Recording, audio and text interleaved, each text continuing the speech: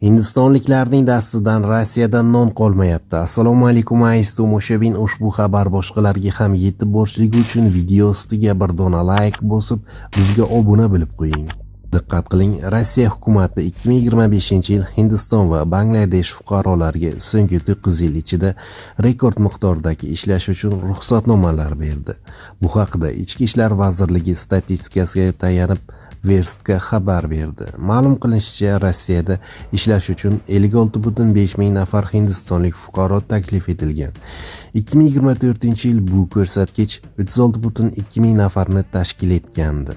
Shuningdek, Bangladeshdan kelganlar soni 2024-yildagi 2,8 ming kishidan 9,3 ming kishiga oshgan. Ikkala ko'rsatkich ham 2017-yildan buyon kuzatilgan eng yuqori natija hisoblanadi. Markaziy Osiyo bo'yicha ko'rsatkichlar: Turkmaniston fuqarolari uchun ishlash ruxsatnomalari soni 2,5 barobardan ko'proq, 25 minggacha.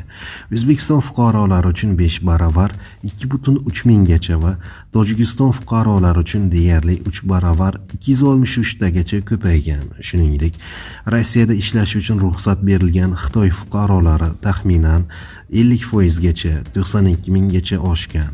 2025-yilda chet elliklarga berilgan ruxsatnomalar soni 240 mingtaga yetib, 2017-yildan buyon eng yuqori ko'rsatkichni qayd etdi.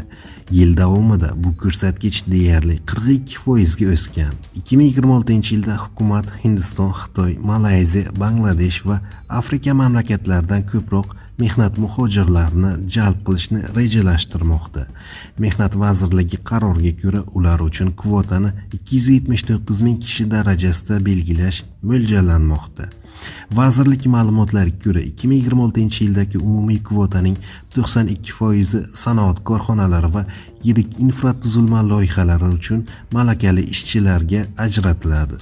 Qolgan qismi esa og'ir mehnat sharoitida ishlovchi malakasiz ishchilar hamda ayrim boshqa kasblar, masalan, veterinariya sanitarlari yoki hayvon parvarishlovchilardan iborat bo'ladi.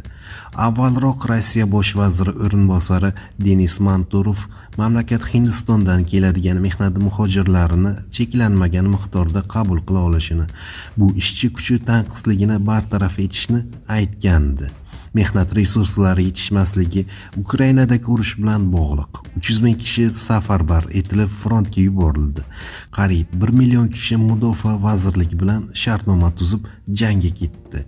Bundan tashqari 600 mingdan 1 milliongacha odam mamlakatni tark etdi. Natijada ishsizlik darajasi rekord darajada pasayib, 2025-yil noyabrda 2,1% ni tashkil etdi. Oliy iqtisodiyot maktabi hisob-kitoblariga ko'ra, hozir iqtisodiyotda 2,6 million ishchi yetishmaydi. 2030-yilga borib bu tanqislik 3 milliondan oshishi mumkin.